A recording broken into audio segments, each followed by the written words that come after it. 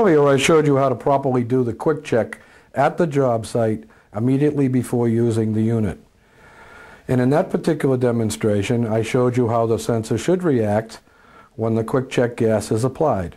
Remember, we should get the alarm and red light indications within 20 seconds of applying the quick check gas.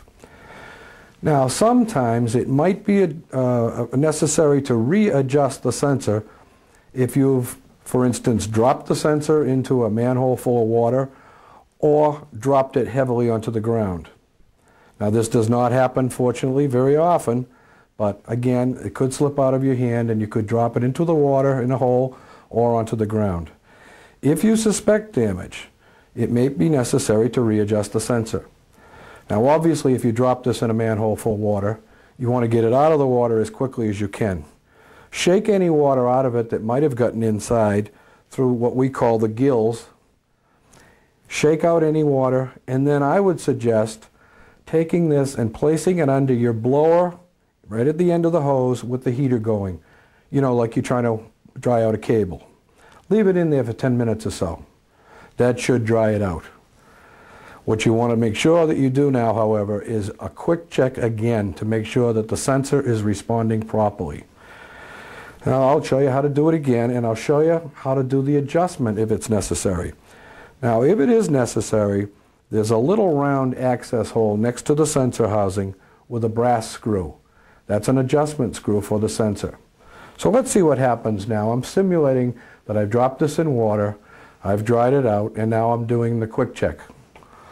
Again, we place the hose in the end of the sensor housing, connect our test gas, and wait to see if the sensor will react. Now in this particular instance, the sensor does not seem to be reacting. I don't get the alarm, I don't get the red light indication, so it looks like I'm going to have to adjust that sensor. So with a small screwdriver, I access that brass adjustment screw, and I would slowly turn the adjustment screw counterclockwise until that red light just comes on and the alarm just comes on. I can now remove the screwdriver, disconnect my test gas, and you see the unit purged itself. I can now reset the alarm, and what I've done now is I've accomplished that readjustment of the sensor to compensate for the damage that I did to it. Again, you should not have to do this as part of the normal routine, but if you do have to do it, that's the proper way. We do recommend that you keep the unit clean and dry. Periodically check your connections. Make sure, for example, that this locking nut connection at the top of the remote is tight. Make sure that all the screws on the unit, on the front, side, back, are tight. Periodically check it. If you do drop the unit and maybe pop a lens or pop a bulb, they're very easy to replace. All you would do is unscrew that lens cap and replace the bulb.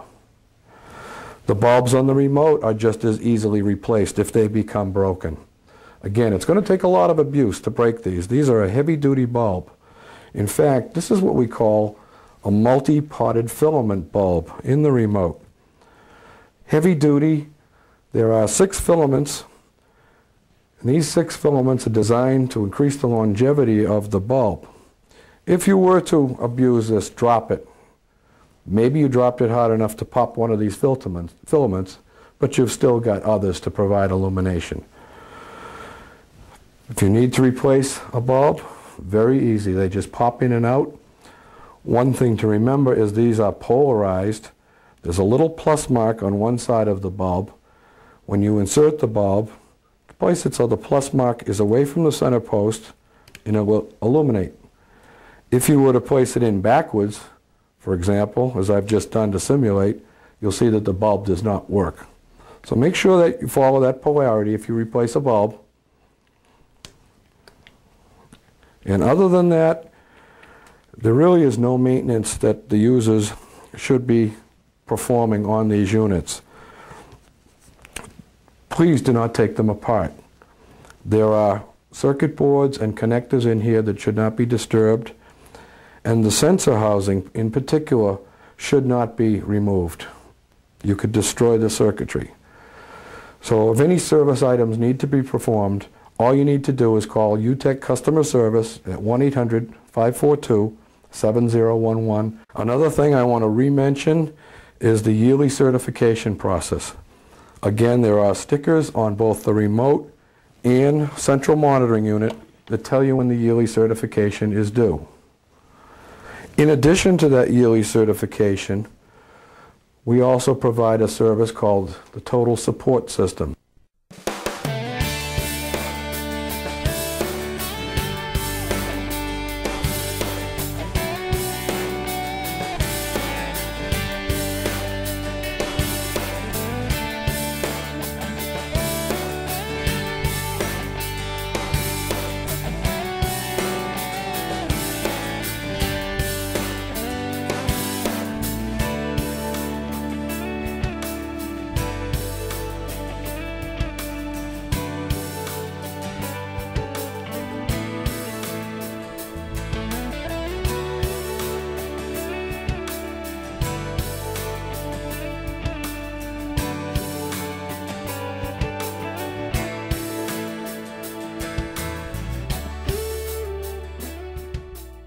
So that total support system, in conjunction with the yearly certification, will definitely ensure that your units are working properly and providing you with 100% protection all of the time. Thank you for listening, and I hope you have a pleasant day.